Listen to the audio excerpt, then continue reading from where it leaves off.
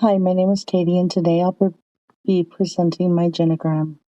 Mapping my family across multiple generations helped me understand not only where I come from, but also how patterns of trauma, coping, and resilience shaped my behavior, my relationships, and the person I am today.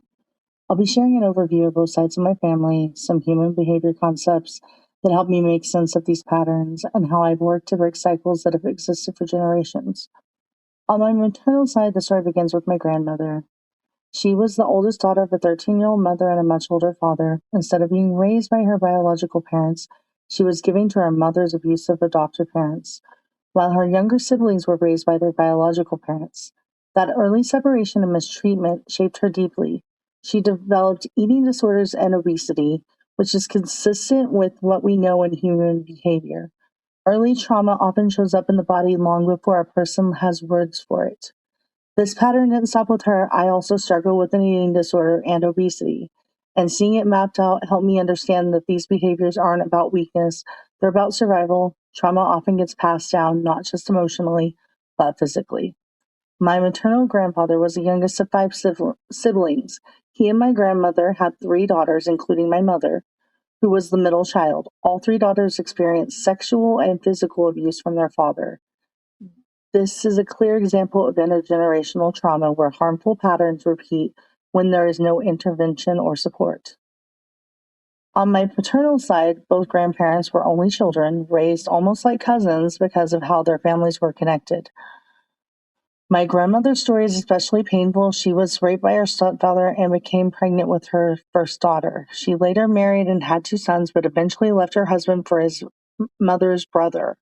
She struggled with drug addiction, which is a common coping mechanism for unresolved trauma. My father grew up severely abused and neglected. He and his siblings were often left alone for weeks at a time or sent to the grandparents, where they also experienced molestation. All three children later developed addictions. My father stopped using drugs when I was a baby, but returned to alcohol when I was 18. He physically abused us throughout our childhood and died from alcoholism when I was 22. His life is a powerful example of how untreated trauma can shape a person's behavior, coping, and relationships. I am the oldest of four siblings, 4 years older than my sister, 6 years older than my brother, and 9 years older than my youngest sister. We also experienced sexual abuse from grandparents, continuing the cycle that had already existed for generations. I was often the caregiver of my younger siblings, and we were in foster care and in the United Methodist Children's Home. My youngest sister struggled with addiction for 10 years. My sister and I are now first-generation college students, currently in our second year. When I mapped everything out, I realized we are the sixth generation affected by domestic violence. Seeing that visually on the genogram was overwhelming, but also empowering, because it showed me exactly what I am working to break. As an adult, I spent 21 years in an abusive marriage where I was trafficked and beaten. I didn't realize at the time that he was also harming my children. I escaped 6 years ago, and that moment became the turning point in my family story. It was the moment the cycle finally met resistance. My family history didn't just shape my childhood, it shaped my purpose. After surviving 6 generations of domestic violence and trafficking in my family line, I became determined to break the cycle for others as well. That's why I founded Broken Cycle Ranch, a nonprofit that supports survivors of domestic violence and trafficking. It's one of the ways I've transformed generational trauma into generational healing.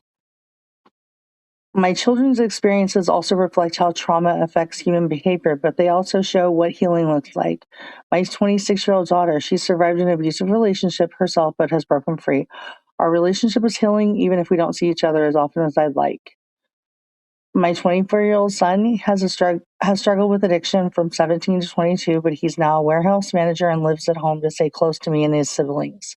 He's an adrenaline seeker, which is common in trauma survivors who use intensity to regulate emotions.